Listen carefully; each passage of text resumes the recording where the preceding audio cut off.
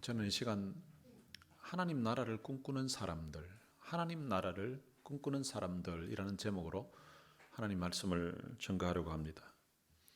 여러분들은 지금까지 인생을 살아오면서 여러분들의 인생에서 가장 소중하게 생각하고 있던 것을 잃어버렸던 경험이 있으십니까?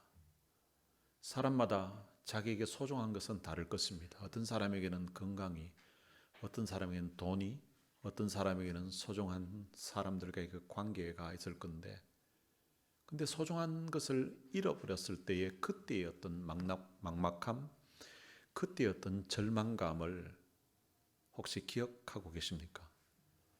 저는 대학교 1학년 때 제가 허리를 다쳐서 18개월 동안 고생한 적이 있었습니다.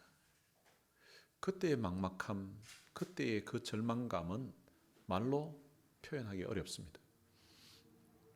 오늘 본문의 제자들은 얼마 전 그들의 선생이었던 예수님의 십자가의 죽음을 보았습니다. 그들에게 예수님의 십자가의 죽음은 단순히 스승 한 분을 잃은 것이 아니었습니다. 예수님의 십자가의 죽음은 그들이 지난 3년 동안 그들의 인생을 걸었던 그들의 꿈을 잃어버린 사건이었습니다. 제자들이 살고 있었던 그 이스라엘 땅은 로마의 압제하에 있었습니다. 이스라엘 백성들의 삶은 가난했었고 그리고 고단한 삶이었습니다. 그런 가운데 예수님은 그들에게 유일한 희망이었습니다. 그런데 그 예수님이 십자가에 못 박혀 처참하게 돌아가셨습니다. 그날 이후 제자들의 마음속에는 두려움과 슬픔, 절망으로 가득 차 있었습니다. 어쩌면 오늘 우리들의 모습도 영적으로 보면 제자들의 이 모습과 크게 다르지 않다고 생각합니다. 나름 이 미국 땅에서 열심히 살아가지만 현실은 녹록하지 않습니다. 신앙의 열정도 어느 순간에 식어져 버린 채 영적인 무기력 속에 머물러 있을 때가 있습니다. 부활하신 주님은 두려움과 절망의 자리에 있는 이 제자들에게 나타나셔서 그들에게 새로운 꿈을 주셨습니다. 주님이 주신 새로운 꿈의 시작이 바로 오늘 본문의 오순절 성령 강림 사건입니다. 예수님 당시 이스라엘은 로마의 지배하에 있었습니다. 예수님을 만났던 대부분의 사람들은 병든 자, 그리고 마음에 상처 입은 자, 그리고 귀신에게 눌린 자, 가난하고 소외된 그런 사람들이었습니다. 그들은 예수님을 만나서 병든 육체와 상처 입은 마음의 치유를 받았습니다. 귀신에게 눌려있던 자는 자유함을 누리게 되었습니다. 예수님이 그들에게 소망이었습니다. 그런데 예수님의 십자가의 죽음으로 그들의 소망이 사라진 것입니다. 그런데 예수님이 다시 부활하셨습니다. 부활하신 주님은 도망쳤던 그 제자들, 주님을 3번씩이나 모른다고 부인했던 그 베드로를 다시 찾아와 주셨습니다. 주님은 그들에게 하나님 나라의 일을 말씀하셨습니다. 사도행전 1장 3절에 보면 예수님께서 하나님 나라의 일을 말씀하셨다고 하는데, 예수님이 말씀하신 이 하나님의 나라는 단순히 죽어서 가는 천국을 이야기하는 것이 아닙니다. 주님이 말씀하신 이 하나님 나라에는 성경 사도행전 전체를 보면 몇 가지 의미가 포함되어 있습니다. 하나님 나라의 일에는 예수 그리스도의 십자가의 죽음과 부활로 완성된 그 구원을 선포해 주신 것입니다. 예수님의 제자들은 예수님의 그 죽음 앞에서 절망하고 있었습니다.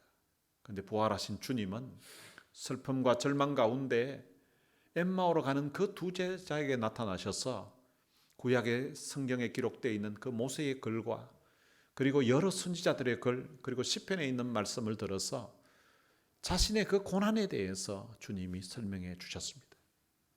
메시아가 이 땅에 와서 왜 죽어야 하는지, 그리고 다시 살아나야 하는지, 그래서 영광에 이르게 하는지를 그 절망 가운데 있었던, 슬픔 가운데 있었던 그 2 제자에게 가르쳐 주신 것입니다. 바로 예수님이 십자가의 죽음과 그 부활을 통하여서 이루어지는 그 구원 사역이 완성되었다는 것을 그 2 제자들뿐만 아니라 주님을 믿었던, 따랐던 다른 제자들에게도 알려주신 것입니다. 예수님이 말씀하신 이 하나님의 나라의 일에는 성령을 통해 이루어지는 하나님의 그 통치에 대한 것을 선포해 주셨습니다. 하나님의 나라는 인간의 힘이 아닌 하나님의 힘으로 통치되는 것입니다. 그 하나님의 통치가 성령을 통하여서 이루어진다는 것을 알려준 것입니다. 술 취한 사람들이 술의 힘으로 말을 하고 술의 힘으로 행동을 하게 됩니다. 마치 그것처럼 성령의 충만함을 받으면 성령의 힘에 의해서 말을 하게 되고 성령의 힘에 의해서 행동하게 된다는 것입니다. 이것이 바로 성령 충만이고 바로 성령의 통치를 받는 것입니다. 그래서 예수님은 곧 임하게 될 그 성령을 기다리라고 한 것입니다. 사도행전 1장 8절에 보면 오직 성령이 너희에게 임하시면 너희가 권능을 받고라고 말씀하고 있습니다. 너희가 성령이 임하게 되면 성령이 주시는 힘으로, 성령이 주시는 그 능력으로 하나님의 나라를 세워가게 된다는 것을 말씀하신 것입니다. 성령이 임하게 되면 성령의 권능으로 말미암아 예수님의 제자들이 예수의 증인으로 복음의 일꾼으로 살게 된다는 것입니다. 그리고 하나님의 나라의 일에는 예루살렘과 온 유대와 사마리아와 땅끝까지 확장되는 그 하나님의 나라에 대한 선포입니다. 당시 예수님의 제자들은 이스라엘 나라의 회복을 기대하고 거기에 관심을 두고 있었습니다. 정치적으로 이스라엘이 회복되어서 회복된 그 나라에서 예수님이 왕이 되면 자기들도 출세하고 한자리 할 줄로 기대했었던 것입니다. 그런데 예수님은 그들의 관심을 이스라엘 나라의 회복이 아니라 온 유대와 그리고 더 나아가서 사마리아와 땅끝까지 그들의 관심을 돌리셨던 것입니다. 예수님은 제자들에게 유대인이라는 혈통적인 그 울타리를 넘고 이스라엘이라는 그 지역을 넘어서 땅끝까지 전 인류에게 회복을 주는 이 하나님 나라를 꿈꾸게 하셨던 것입니다. 예수님이 말씀하신 이 하나님의 나라의 일에는 하나님이 다스리는 그 사람의 영역에 대한 선포입니다. 하나님의 나라는 하나님의 통치, 하나님의 다스림, 하나님의 주권이 인정되는 곳, 그곳이 바로 하나님의 나라입니다. 하나님이 내 마음을 다스리시면 내 마음이 하나님의 나라가 됩니다. 하나님이 가정을 다스리게 되면 그 가정이 하나님의 나라가 됩니다. 하나님이 교회를 다스리시면 그 교회가 하나님의 나라가 됩니다. 예수님은 제자들에게 온 세상에 예수 그리스도의 그 십자가의 복음을 전해서 사람들이 예수를 믿음으로 하나님의 자녀가 되고 그래서 하나님의 나라가 온 세상으로 확장되도록 해야 된다고 선포해 주신 것입니다. 제자들은 이 예수님이 선포하신 하나님 나라의 일에 대한 말씀을 들으면서 그들의 가슴에 하나님 나라에 대한 꿈을 꾸게 되었습니다. 예수님은 성천하시면서 제자들에게 예루살렘을 떠나지 말고 아버지의 약속한 것을 기다리라고 말씀하셨습니다. 오늘 본문 사도행전 2장은 하나님께서 이 약속을 어떻게 이루셨는지를 우리에게 보여주고 있습니다. 하나님이 약속하신 것이 바로 성령이십니다. 예수님은 성령을 보혜사라고 부르셨습니다. 이 보혜사를 신약 성경에 기록된 헬라어로는 파라클레토스라고 합니다. 이 파라클레토스는 곁에서 돕는 자, 위로자, 상담자라는 뜻을 가지고 있습니다. 24시간 내 곁에서 함께 하시면서 나를 상담해 주시는 최고의 상담자, 그분이 바로 성령님이십니다. 예수님께서 성천하신 후에 120명이 마가의 다락방에 모였습니다. 그들은 마음을 같이하여서 오로지 기도에 힘썼다고 합니다. 부활하신 주님을 만나서 하나님 나라의 일에 대해 들었던 이들이 그들의 가슴에 하나님 나라를 꿈꾸면서 하나님 나라를 세우기 위해서 기도했던 것입니다. 이 땅에 세워지는 하나님의 나라, 그것이 바로 교회입니다. 이 교회는 이 건물을 의미하는 것이 아닙니다. 예수 믿는 사람들의 모임, 바로 오늘 우리가 바로 교회인 것입니다. 하나님은 교회를 통하여서 하나님 나라를 세워갔습니다. 이 교회는 하나님의 꿈인 것입니다. 교회가 부흥하는 것은 하나님의 꿈이 이루어지는 것입니다. 120명의 사람들이 하나님 나라를 꿈꾸면서 한 자리에 모여서 한 마음으로 기도하였습니다. 이들은 예수님의 그 약속을 믿고 성령님이 오실 것을 사모하면서 한 마음으로 기도했던 것입니다. 오순절 날에 성령이 임했습니다. 이 오순절은 유월절 절기 이후에 50일째 되는 날입니다. 구약에서는 이 오순절을 77절, 그러니까 7일씩 7번 하면 49일이잖아요. 그 다음 날이라고 해서 77절이라고 부르기도 했었고요. 그리고 첫 추수를 해서 하나님께 드리는 날이었기 때문에 맥추절이라고 부르기도 했습니다. 유월절이 그리스도의 고난을 예표하는 그런 날이라면 이 오순절은 신약시대에 교회가 시작되는 날입니다. 구약의 오순절이 육신의 양식의 첫 열매를 하나님께 드리는 날이었다면 신약의 오순절 성령 강림은 영적인 추수의 시작이자 교회의 첫 열매가 탄생한 날이라고 할 수 있습니다. 예수님이 성천하신 날로부터 오순절 성령 강림하시기까지는 10일간의 기간이 있었습니다. 이 예수님의 제자들과 함께 모인 무리들이 10일 동안 함께 모여서 오로지 기도했던 것입니다. 10일 동안 그들은 마음을 같이하여서 기도하였습니다. 여러분, 기도는 하나님의 은혜를 받는 아주 중요한 방법입니다. 기도는 하나님의 일을 이루어 가시는 독특한 방법입니다. 에스겔서 36장에 보면 멸망당했던 그 유다가 하나님의 은혜로 회복될 것을 예언한 말씀이 기록되어 있습니다. 그 당시 세계 최대의 강국이었던 바벨론의 소나기에 있었던 그 유다가 스스로의 힘으로 독립한다는 것은 상상할 수 없는 일이었고 꿈도 꿀 수 없는 그런 일이었습니다. 에스겔 선지자는 그 유다 백성을 향하여서 하나님의 진노로 나라가 멸망했다는 그 사실을 이야기하고 이제 하나님께서 그 이스라엘 백성들, 유다 백성들을 불쌍히 여겨서 다시 구원해 주실 것을 말씀하였습니다.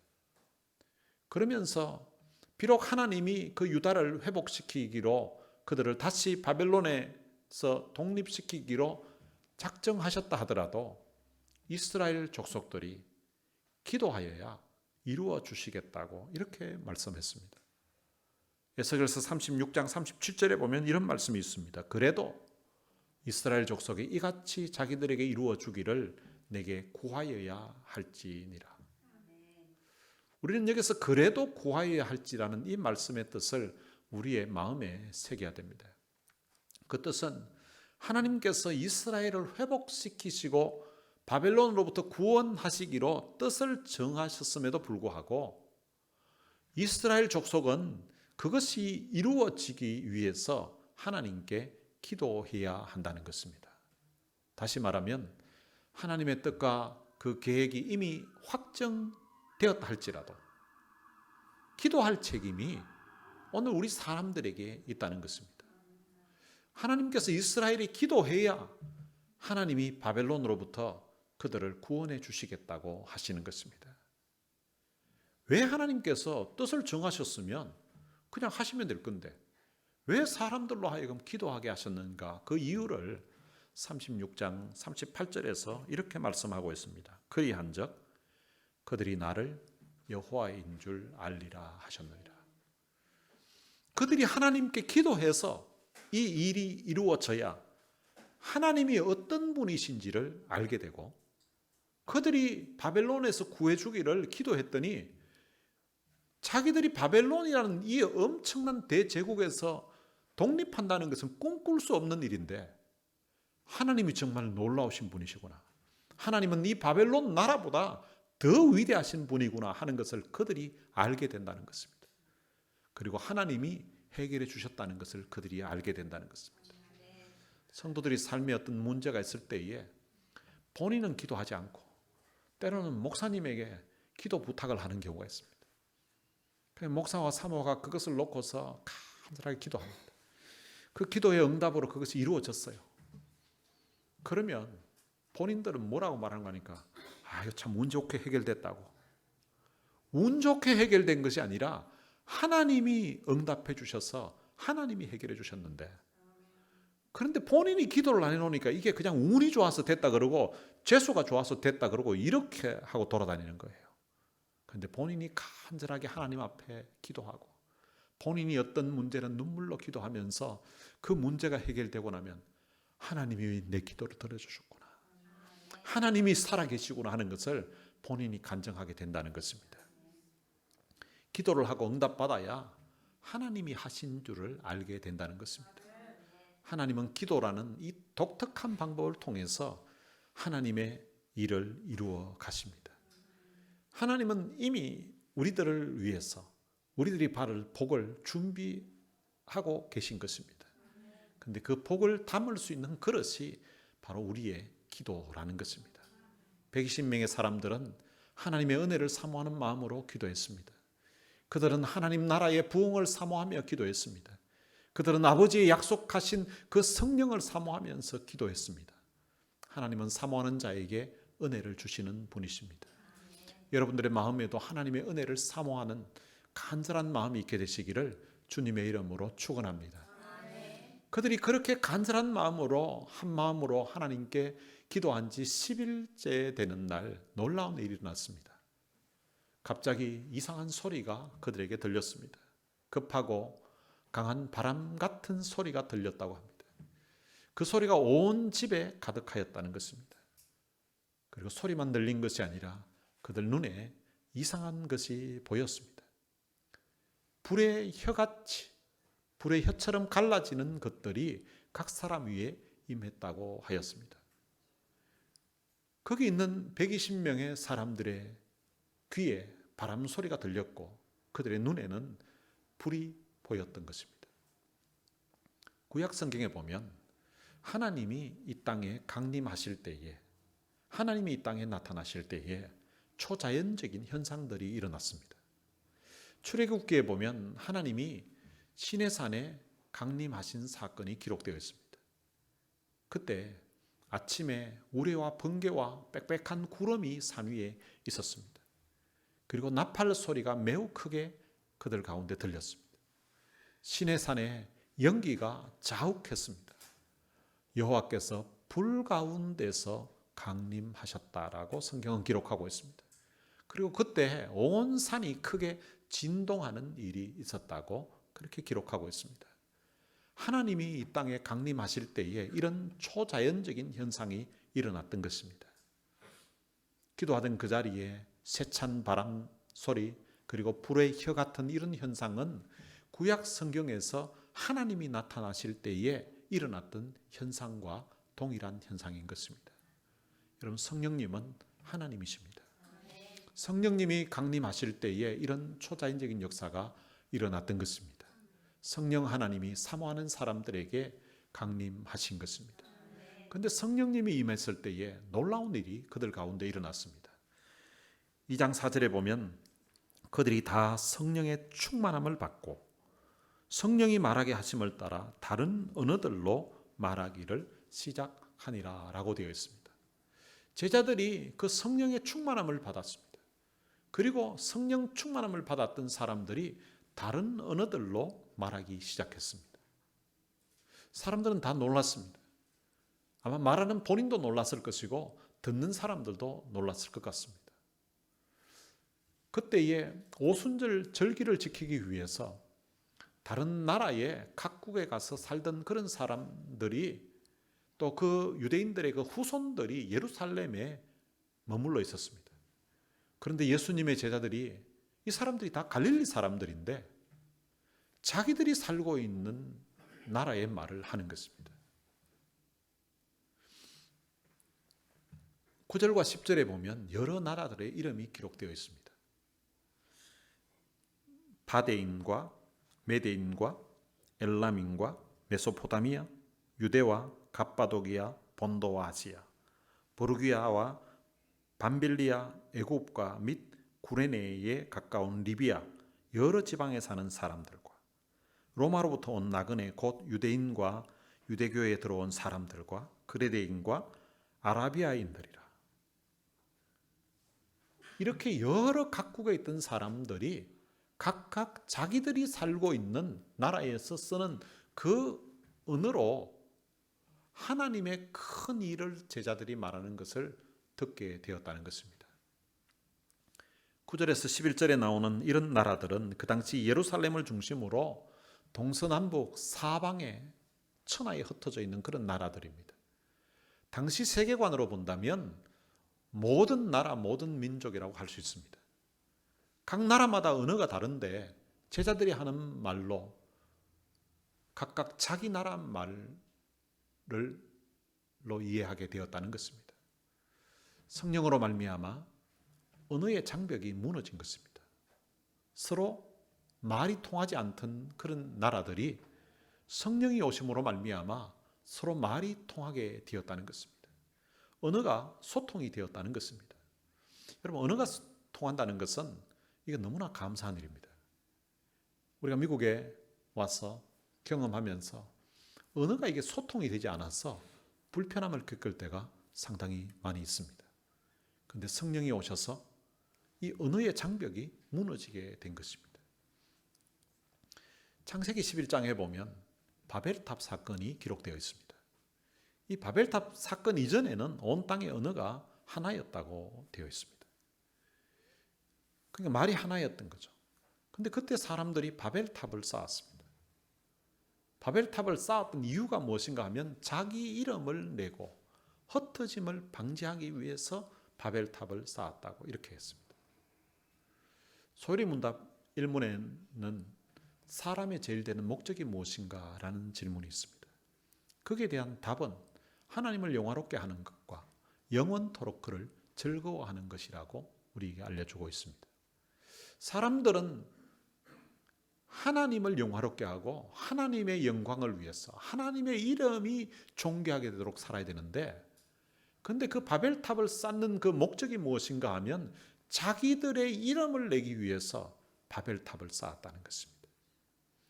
그때 하나님께서 그 바벨탑을 더 이상 쌓지 못하도록 언어를 혼잡하게 하신 것입니다. 사람들은 하나님의 은혜를 저버리고 자기 이름을 내려고 바벨탑을 쌓으려고 할 때에 하나님께서는 하나님의 통치를 거부하는 것으로 받아들이고 하나님 없이 살려고 했던 그 죄악을 보시고 이제 그 사건으로 인하여서 언어가 다 다르게 하셨던 것입니다. 그러니까 건축을 하던 사람들이 언어가 다르니까 말이 통하지 않으니까 이제 탑을 더 이상 쌓아갈 수가 없어서 사람들이 세계 각곳으로 흩어지게 되었던 것입니다. 그런데 이제 성령님이 강림하심으로 말미암아 이제 말이 통하게 된 것입니다. 바벨탑 사건 이후로 소통이 되지 않았던 그 사람들과의 관계가 이제는 언어가 소통이 되고, 언어가 소통이 된다는 말은 사람들과의 관계도 회복이 된다는 것을 알려주고 있는 것입니다. 오순절 성령 강림을 통하여서 하나가 될 것을 보여주신 것입니다. 성령 강림을 통하여서 이제는 새로운 시대가 열린다는 것을 보여주고 있는 것입니다. 오늘 본문 2장 11절에 보면 우리가 다 우리의 각 언어로 하나님의 큰 일을 말함을 듣는도다 라고 말합니다. 각 나라에서 온 그 유대인의 후손들이 자기들의 언어로 들었던 것이 있는데 그것은 바로 하나님의 큰 일이었습니다. 여러분, 이 하나님의 큰 일은 하나님께서 예수 그리스도를 통하여서 이루어 놓으신 구원을 말하고 있는 것입니다. 아담이 범죄한 이후에 하나님께서 그의 아들을 이 땅에 보내셔서 십자가에 죽게 하시고 부활하시게 하심으로 말미암아 이루어 놓으신 그 구원의 역사를 말하고 있는 것입니다. 예수 그리스도의 십자가의 죽음은 즉흥적으로 이루어진 사건이 아닙니다. 아담의 범죄 이후에 하나님은 예수 그리스도를 통해서 이 땅에 사람들을 구원하실 그 엄청난 큰 일을 계획하셨던 것입니다. 하나님은 예수 그리스도의 십자가의 죽음과 부활을 통하여서 속죄 사역을 완성하신 것입니다. 하나님은 자신의 하나밖에 없는 아들을 십자가에 죽게 하시고 우리를 구원해 주신 것입니다. 성령이 우리의 마음에 임하게 되면 바로 이 구원의 은혜를 깨닫게 되는 것입니다. 바로 이 예수 그리스도의 십자가의 사랑을 깨닫게 되는 것입니다. 성령은 우리의 마음이 예수님의 그 십자가의 사랑에 감격하게 하시는 분이십니다. 그리고 그 사랑을 전하는 일에 우리의 마음을 드리고 우리의 삶을 들여서 헌신하도록 하시는 분, 그분이 바로 성령님이십니다. 사도들이 성령이 부어지자 모든 사람들이 알아들을 수 있는 말로 하나님의 큰 일을 전파하기 시작했습니다. 성령은 우리를 곁에서 돕는 분이십니다. 성령은 우리를 위로하시고 우리에게 힘을 주시는 분이십니다. 성령이 오시기 전까지 제자들은 아주 겁이 많았던 사람들이었습니다. 그런데 그들이 성령의 충만함을 받고 나서는 아주 담대한 사람으로 바뀌게 되었습니다. 제자들은 하나님이 하신 그 큰 일을 이제는 담대하게 전하기 시작했습니다. 얼마나 그들이 열정적으로 담대하게 전했는지 그들이 전하는 그 모습을 보고 저 사람들이 새 술에 취하였다라고 말하는 사람도 있었습니다. 마치 술 취한 사람들이 말하는 것처럼 저 사람이 맨정신이 아니고 저렇게 담대하게, 과거에 참 겁 많던 그 제자들이 아니라는 거죠. 그래서 쇠술에 취한 것 같다고 말하는 이들이 있었다는 것입니다. 성령께서 사람을 이렇게 변화시켜 주신 것입니다. 성령께서 이 사람들에게 담대함을 주시고 그들에게 말할 수 있는 새 힘을 주신 것입니다. 예수님을 따랐던 대부분의 사람들은 가난하고 힘이 없었던 사람들이었습니다. 사도들도 세상의 낮은 자리에 있었던 그런 사람들이었습니다. 예수님이 잡혀가실 때에 그들은 겁먹고 다 도망을 갔던 사람들입니다. 그런데 성령께서 그들에게 능력을 주셨습니다. 성령께서 그들에게 담대함을 주셨습니다. 성령은 사도들로 하여금 하나님 나라를 꿈꾸게 하시고 그리고 그들이 하나님의 나라에 대해서 선포하게 하셨던 것입니다. 성령은 사도들로 하여금 하나님의 나라인 이 교회를 세워가는 일꾼으로 그들의 시간을 들이고 삶을 들여서 헌신하게끔 하였습니다. 성령은 하나님의 나라의 일을 할 수 있는 열정도 주시고 또한 그 일을 감당할 수 있는 능력도 주시는 분이십니다. 여러분, 그 성령님은 지금도 살아 역사하고 계십니다. 그 성령님께서 우리도 하나님의 은혜로 구원받는 사람임을 깨닫게 해주신 분이시고요. 그리고 하나님의 은혜로 구원받은 우리들이 하나님의 그 큰 일을 할 수 있도록 우리에게 꿈을 주시는 분이십니다. 요엘서 2장에 보면 하나님의 영이 임하면 늙은이들이 꿈을 꿀 것이라고 그렇게 말씀하고 있습니다. 여러분, 세상은 나이가 들고 이제 늙게 되면 이제 꿈도 다 포기하는 그런 삶을 살게 되는데, 근데 성령이 임하게 되면 늙은이들이 꿈을 꾸게 된다는 것입니다.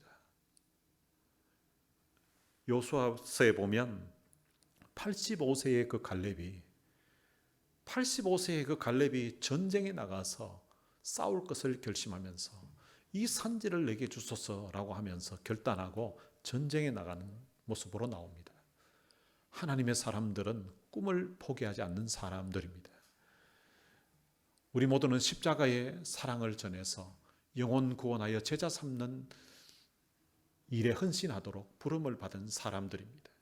이 교회에 오는 사람들마다 그 십자가의 사랑을 깨닫고 그 십자가의 사랑에 감격하여서 내가 구원받은 것처럼 나도 영혼 구원하여서 제자 삼는 교회가 되는 그 일에 내 시간을 드리고 내 삶을 드리도록 헌신해야 하는 것입니다. 이 일을 할 때에 성령님께서 여러분들에게 마음의 감동도 주시고 마음에 성령의 능력을 부어 주실 것입니다. 그런 은혜가 여러분들에게 있게 되시기를 주님의 이름으로 축원합니다. 성령이 오셔서 하신 일은 소통이 되지 않던 그 바벨탑의 저주를 풀고 하나님의 그 큰 일을 마음에 부어주셔서 그 일을 하기에 한 마음이 되게 하시고 그 일을 하도록 우리의 마음에 역사해 주신 것입니다. 여러분, 말이 통하지 않는 것도 통하지 않지만 같은 말을 쓰는데도 말이 통하지 않는 경우가 있습니다. 여러분, 그 문제도 성령의 능력에 임하면 통해질 수가 있습니다. 내 힘으로 사람들에게 관계의 문제를 해결하려고 하면 되지 않습니다. 가정에서 말이 통하지 않는 사람이 있을 때에, 때로는 일터에서 마음을 나누기가 어려운 그런 사람이 있을 때에 내 힘으로 그 장벽을 허물어 보려고 애를 써도 되지 않습니다. 그런데 오늘 본문의 120명의 성도들이 마가다락방에서 힘썼던 것처럼 우리가 하나님의 약속하는 것을 기다리면서 기도해 보시기를 바랍니다. 그러면 성령의 충만함을 받게 되면 오늘 우리의 입술에서 원망 대신 하나님의 큰 일을 말하게 되는 그런 역사가 일어날 것입니다. 성령님은 우리의 마음의 상처를 치유해 주시고 다시 일어날 수 있는 힘을 우리들에게 부어 주실 것입니다. 이제부터는 나만의 바벨탑을 쌓는 것이 아니라, 나의 이름을 내기 위해서 내가 어떤 일을 하는 것이 아니라 성령님과 함께 하나님의 나라를 꿈꾸는 사람으로 여러분들의 남은 삶을 살아보시기를 바랍니다. 그래야 할 때에 내 힘으로 살 때 경험하지 못했던 하나님이 주시는 힘, 하나님이 주시는 그런 은혜를 맛보게 되실 것입니다. 이런 은혜가 여러분들의 남은 삶 가운데에서 경험하게 되시기를 주님의 이름으로 축원합니다. 오늘 들은 말씀 생각하면서 찬양을 한 곡 부르겠습니다. 성령이 오셨네 라는 찬양입니다. 허무한 시절을 지날 때, 깊은 한숨 내쉴 때, 그런 풍경 보시며 탄식하는 분 있네. 그와 같이 너희를 버려두지 않으리. 내가 너희와 영원히 함께하리라. 성령이 오셨네. 성령이 오셨네. 내 주에 보내신 성령이 오셨네. 우리 인생 가운데 친히 찾아오셔서 그 나라 꿈꾸게 하셨네. 오늘 들은 말씀 생각하면서 나이 젊었을 때뿐만 아니라 나이가 들었어도 하나님이 주시는 이 꿈을 한번 꾸겠다는 그런 결단으로 이 찬양 함께 부르면 좋겠습니다.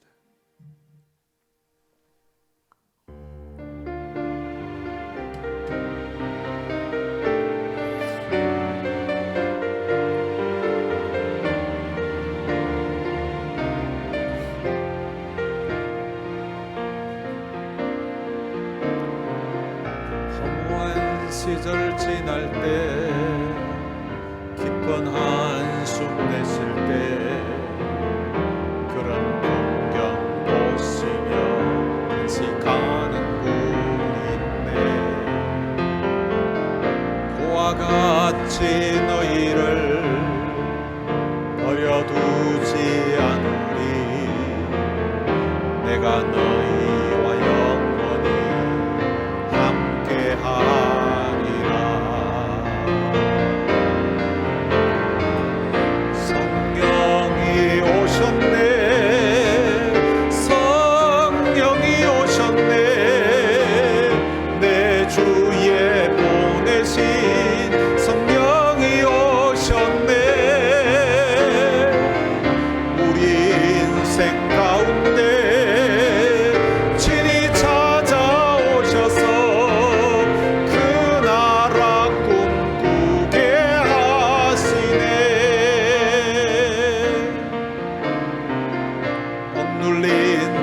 갇힌 자, 자유함이 없는 자, 피난처가 되시는 성령님 계시네. 주의 영이 계신 곳에 참 자유가 있다네. 진리의 영이신 성령이 오셨네.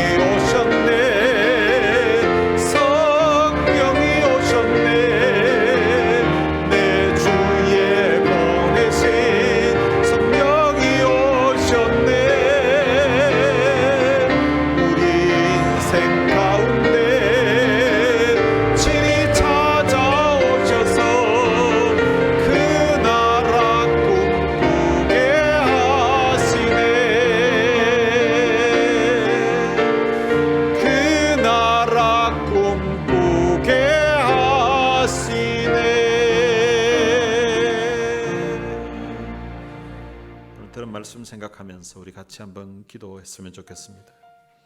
120명의 그 성도들이 모여서 성령님 사모하면서 기도했던 것처럼 성령님 사모합니다.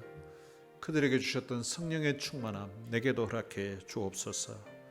성령님이 내 마음을 위로해 주시고 내 마음에 힘을 주시고 내 삶에 능력을 부어 주옵소서. 우리 둘로스 교회를 통하여서 하나님의 큰 일을 세상 가운데 전하게 하여 주옵소서. 십자가의 사랑, 하나님의 은혜가 성도들의 삶을 통하여서 전해지게 하여 주옵소서. 오늘 들은 말씀 생각하면서 다 같이 통성으로 기도하시겠습니다. 살아계신 아버지 하나님, 은혜를 감사합니다. 성령님 사모하면서 하나님의 약속하신 그 성령님을 기다리면서 열흘 동안 간절하게 한마음으로 기도했던 그곳에 성령님이 임하셔서 그들 가운데 성령의 충만함으로 역사해 주셨던 것처럼 오늘 이 시간 우리가 성령의 은혜를 사모하고 성령님 우리 가운데 임재하시기를 사모합니다. 성령님 우리 가운데 찾아와 주시고 성령님 이곳에 임재해 주시기를 원합니다. 오늘 우리가 드리는 이 예배가, 우리가 드리는 이 기도가 성령의 강력한 임재와 성령의 기록 부으심을 경험하는 시간 되게 해주시고 오늘 이 기도를 통하여서 우리의 마음이 성령의 충만함을 덧입을 수 있도록 우리 하나님 도와주시기를 원합니다. 성령님 그들 가운데 임했던 것처럼 오늘 우리 가운데 임해주셔서 오늘 우리 시대의 성령의 강림, 성령의 충만함을 우리도 한번 경험해 볼 수 있도록 우리 하나님 도와주시기를 원합니다. 성령이 그들에게 임함으로 말미암아 그들이 성령의 충만함을 다 받았던 것처럼 오늘 우리 가운데 성령의 충만함으로 성령의 강력한 임재로 오늘 우리 가운데 역사해 주시기를 원합니다.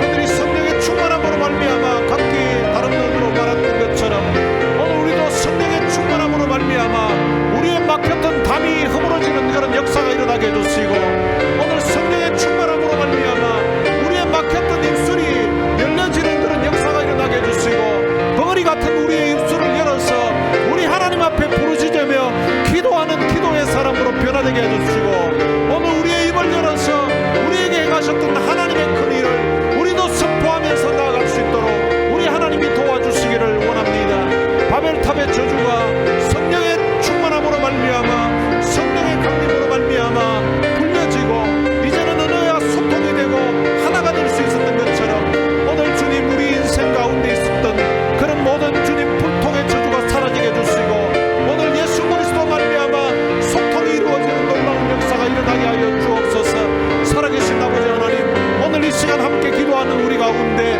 성령으로 강력하게 역사해 주시고 성령의 충만함으로 임해 주시기를 원합니다.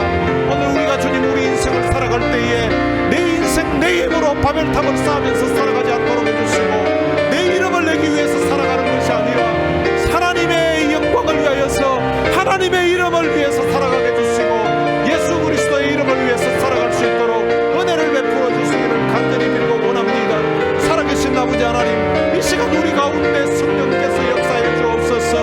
오늘 우리 가운데 성령의 충만함으로 역사해 주시기를 원합니다. 성령의 충만함이 오늘 우리의 삶 가운데 있어서 우리도 하나님의 다스림을 받는 하나님의 통치가 우리 인생 가운데 이루어질 수 있도록 우리 하나님 은혜를 베풀어 주옵소서. 하나님 내 마음이 하나님의 통치를 받기를 원합니다. 하나님 내 마음이 하나님의 다스림에 임하게 해주시기를 원합니다. 오늘 이 자리에 있는 모든 성도들에게 성령의 충만함으로 말미암아 술 취한 인생들이 하나님 술 기운으로 말하고 술 기운으로 행동하는 것처럼 오늘 우리가 다 성령의 충만함을 덧입게 해주셔서 성령의 힘으로 말하게 하시고 성령의 능력으로 살아갈 수 있도록 우리 하나님 도와주시기를 원합니다. 살아계신 아버지 하나님, 오늘 우리 가운데 성령의 충만함을 허락해 주옵소서. 성령의 충만함으로 말미암아 우리의 가슴이 다시 한번 뜨거워지게 해주시고 오늘 우리가 주님 말씀을 들을 때에 우리의 가슴이 뜨거워지는 역사가 있게 해주시고 우리가 하나님 앞에 기도할 때에 우리의 눈시울이 뜨거워지는 역사가 일어날 수 있도록 우리 하나님 도와주시기를 원합니다. 살아계신 아버지 하나님, 오늘 우리가 하나님 앞에 함께 한 목소리로 우리 하나님 앞에 기도하며 하나가 되어서 하나님 앞에 강구할 수 있도록 우리 하나님 도와주시고 하나님이 우리에게 은혜를 주시기를 원합니다. 살아계신 아버지 하나님, 오늘 우리의 마음에 주께서 성령으로 역사해 주옵소서. 성령이 우리 가운데 충만히 임해서 기도하지 않고는 견딜 수 없는, 외치지 않고는 견딜 수 없는 그런 주님 마음을 우리에게 부어주시기를 원합니다. 살아계신 아버지 하나님, 가슴이 뜨거워지는 역사가 일어나게 하여 주옵소서. 우리의 마음의 성령으로 말미암아 우리의 마음에 주님 감동이 일어날 수 있도록 해주시고 감격을 맛보게 해주시고 하나님을 만나는 물의 축제가 될 수 있도록 우리 하나님 역사해 주시기를 원합니다. 냉랭한 우리의 가슴에 성령의 불을 이 시간 붙여주시옵소서. 식어져 있던 우리의 가슴에 첫사랑이 회복되는 그런 감격을 맛볼 수 있도록 우리 하나님이 도와주시기를 원합니다. 살아계신 아버지 하나님, 이 시간 우리 가운데 주님이 역사해 주옵소서. 주께서 우리 가운데 은혜를 베풀어 주옵소서. 주님 우리를 불쌍히 여겨 주옵소서. 주님이 교회에 주의 은혜를 베풀어 주옵소서. 주의 불쌍히 여기심을 받고 싶습니다. 주의 긍휼히 여김을 받고 싶습니다. 주여 우리 가운데 은혜를 베풀어 주옵소서. 주님이 우리 가운데 은혜를 베풀어 주옵소서. 주님이 도와주시기를 원합니다. 살아계신 아버지 하나님, 하나님이 함께해 주옵소서. 주님이 역사해 주옵소서. 주님이 우리의 마음을 뜨겁게 만들어 주옵소서. 엠마오로 가는 그 두 제자들에게 주님이 말씀을 풀어주실 때에 그들이 마음이 뜨거워졌던 것처럼 오늘 우리도 말씀 듣고 기도할 때에 우리의 마음이 뜨거워지는 그런 역사가 일어나게 하여 주옵소서. 냉랭한 우리의 마음에 성령의 불을 붙여주시기를 원합니다. 식어있는 우리의 믿음에 성령께서 다시금 회복을 주셔서 첫사랑의 감격을 회복할 수 있도록 우리 하나님 은혜를 베풀어 주옵소서. 다시 첫사랑으로 우리의 마음이 돌아갈 수 있도록 해주시고 다시 첫사랑의 감격을 맛볼 수 있도록 우리 하나님 은혜를 베풀어 주옵소서. 살아계신 아버지 하나님, 우리 가운데 주님이 역사해 주옵소서. 우리 가운데 성령으로 역사해 주시기를 원합니다. 우리의 마음에 주께서 성령의 불을 밝혀 주옵소서. 주님이 은혜를 밝혀 주옵소서.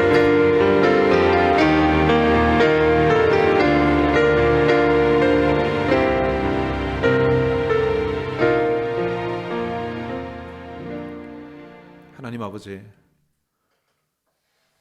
성령님을 사모하고 한 마음으로 기도했던 그들에게 성령이 임했던 것처럼 오늘 우리의 마음에도 예수를 믿음으로 말미암아 하나님의 은혜에 대한 그 감격을 깨닫게 하셨사오니 우리의 마음에 성령님을 사모하는 마음을 주시기를 원합니다.